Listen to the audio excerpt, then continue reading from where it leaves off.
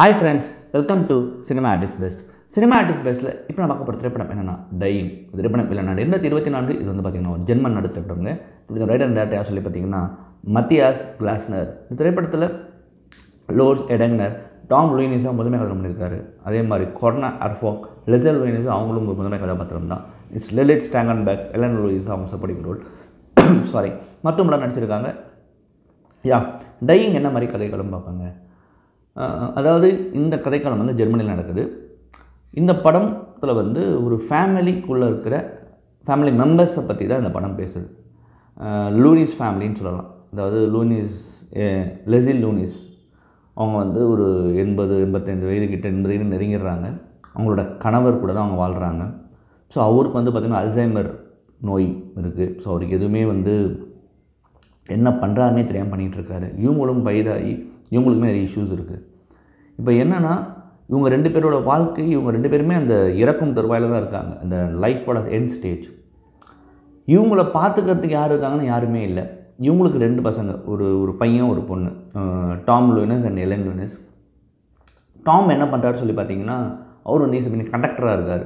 ஒரு ஆர்கெஸ்ட்ராவில் இஸ் பின் கண்டக்டர்.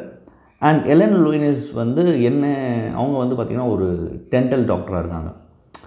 இப்போ என்ன பிரச்சனைனா இவங்கள, அதாவது தன்னோட அப்பா அம்மாவை கூட பார்த்துக்க முடியாத சூழலில் இவங்க இருக்காங்க. என்னென்னா அவங்களோட லைஃபே ரொம்ப சிதைஞ்சு போன ஒரு லைஃபாகவும் இருக்குது.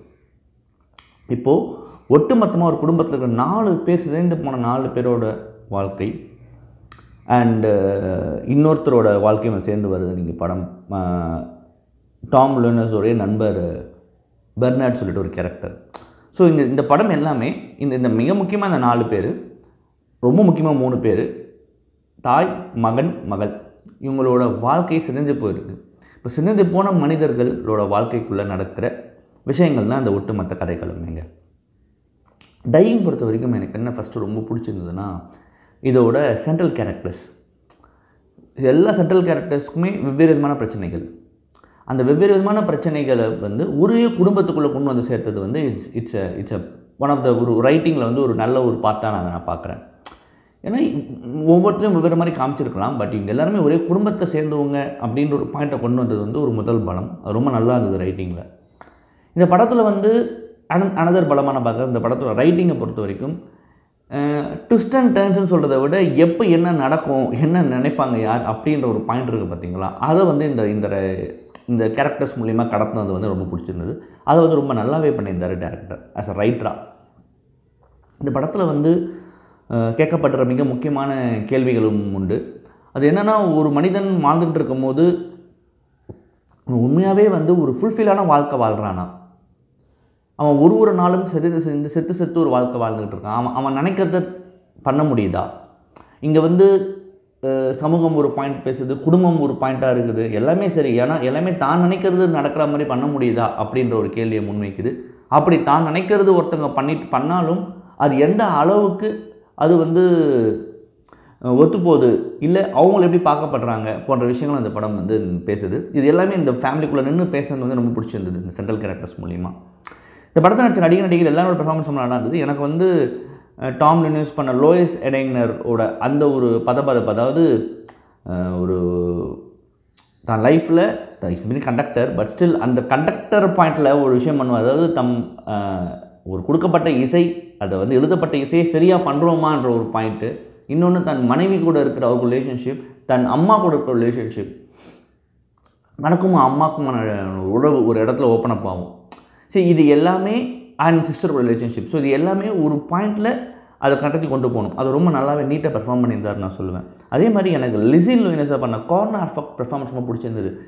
அவங்க ரொம்ப ஒரு சட்டிலாக ஒரு நல்ல மதர், நல்ல ஒய்ஃப் அப்படின்னு தெரிஞ்சாலும் அடிப்படையில் அவங்க யாராக இருந்தாங்க, அவங்களுக்கு என்ன பிரச்சனை இருந்தது, ஒரு இடத்துல ஒரு கான்வர்சேஷனில் பிரேக் ஆகிற இடம்.